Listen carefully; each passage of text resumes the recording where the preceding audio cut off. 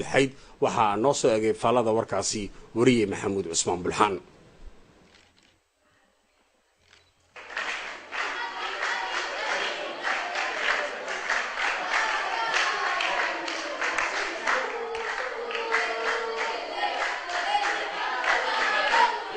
munaasabad ballaaran oo lagu xusayay xuska toddobaadka qaran ee macalinka Jabuuti ayaa saaka si rasmi uga qabsantay guriga ummadda. madaxweynaha jamhuuriyadda Jabuuti mudane Ismaaciil Cumar Geele ayaa ka soo qayb qaatay munaasabadan loogu talagalay macalinka, waxaana halbeega sanadkan loo qaatay uu yahay qiimo gelinta shaqada Braga. waxaa xusid mudan in munaasabadan lagu xusayay doorka macalinka ay ka qabsoomeen dugsiyada waxbarasho ee caasimadda iyo gobolada kale dalka. madaxweynaha jamhuuriyadda Jabuuti mudane Ismaaciil Cumar Geele oo ay weheliso marwada koowaad dalka Marwo Qadre Maxamuud Xayd kolkii ay soo gaareen guriga ummadda waxa halkaasi si diiran ugu soo dhaweeyay wasiirka waxbarashada tababarka xirfadaha iyo qaranka mudane Mustafa Maxamed Maxamuud. madaxweynaha jamhuuriyadda Jabuuti mudane Ismaaciil Cumar Geele iyo marwada koowaad dalka waxa intaasi kadib isha ay soo mariyeen buugaagta waxbarasho ay soo saarta xarunta Kriben iyo agabka kale ee loogu talagalay waxbarashada sida tablet elektroniga. xafladaasi waxaa ka soo qayb galay xubnaha xukuumadda, xildhibaano iyo mas'uuliyiin kale oo isugu jiray rayd iyo military. sidoo kale xafladaasi waxaa ka soo qayb galay safiirada dalalka shisheeye u jooga dalkeena jamhuuriyadda Jabuuti.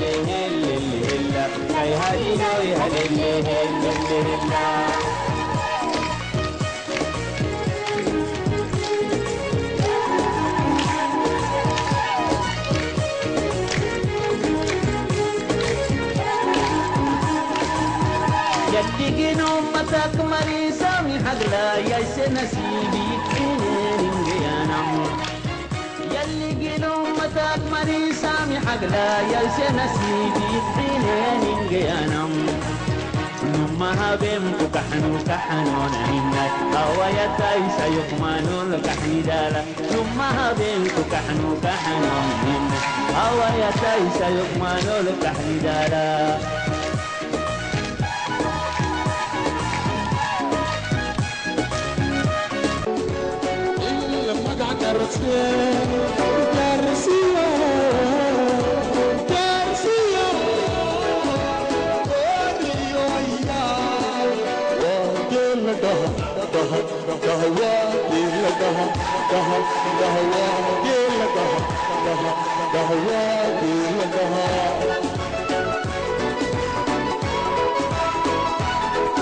La lecture du Saint-Coran, lue par Abdurrahman Haroun Khalif, professeur de mathématiques au CM de Rodin 3.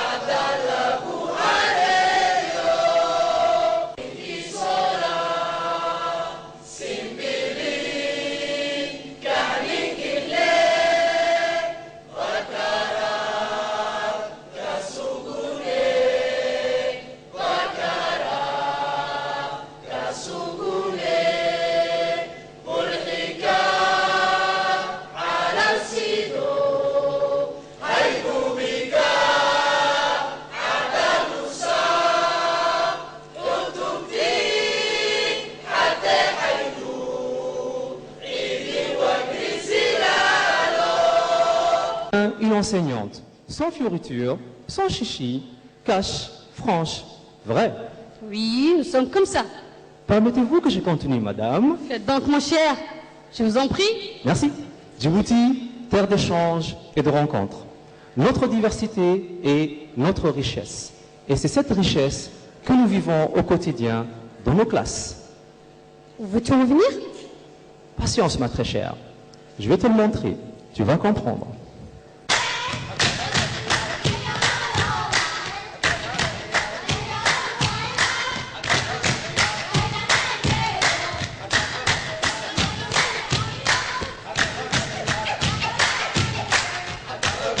Je suis l'artiste des mots, le maestro de lettres, le Maradona des dictons, des sentences et des maximes.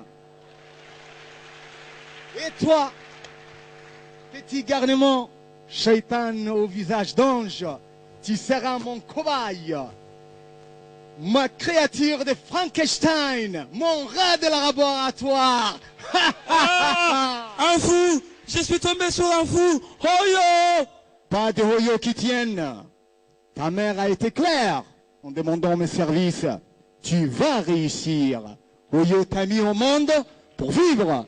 Et moi, je suis là pour t'aider, pour te guider vers la voie du savoir. Alors, réfléchis, brille mon petit, car tu le veux. maanta ay taariikhdu ku beegantahay 20-ka bisha Oktoobar ayaa guud ahaan caalamka si weyn looga xusaa maalinta macalinka. waddanka Jamhuuriyadda Djibouti ayaa si weyn looga xusay munaasabadaasi oo bilaabantay 5tii bishan aynu ku jirno ilaa 13kii bishan Oktoobar aynu ku jirno. xaflad si arsala loo soo agaasimay oo lagu soo gabagabeeyay usbuuca iyo macalinka ayaa ka dhacday guriga ummadda ee waddanka Jamhuuriyadda Djibouti waxaana ka soo qayb galay madaxweynaha Jamhuuriyadda Djibouti Mudane Ismaaciil Cumar Geele marwada koowaad ee dalka ahna gudoomiyaha ururka haweenka qaran ee Djibouti marwo Qadra Maxamuud Xayd ra'iisul wasaaraha dalka Abduqaadir Kaamil Maxamed iyo wasiirka waxbarashada Mustafa Maxamed Maxamuud. sidoo kale xafladani madaxweynaha Jamhuuriyadda Djibouti waxa uu markasta macallimiinta la garab jooga dheerinaan sababtoo ah madaxweynaha waa uu jecel yahay macalinka waxaana uu ku soo dhex karay qoys Allah u naxariistay aabihii Cumar Geele ayaa soo ahaan jiray macallin. sidoo kale marwada madaxweynaha marwo Qadra Maxamuud Xayd ayaa soo ahaan jirtay iyadana macallimad. sidaas la adjigeed markasta waa uu jecel yahay macallimiinta haddii uu macalinku wanaagsan yahay ardaygana uu wanaagsanaa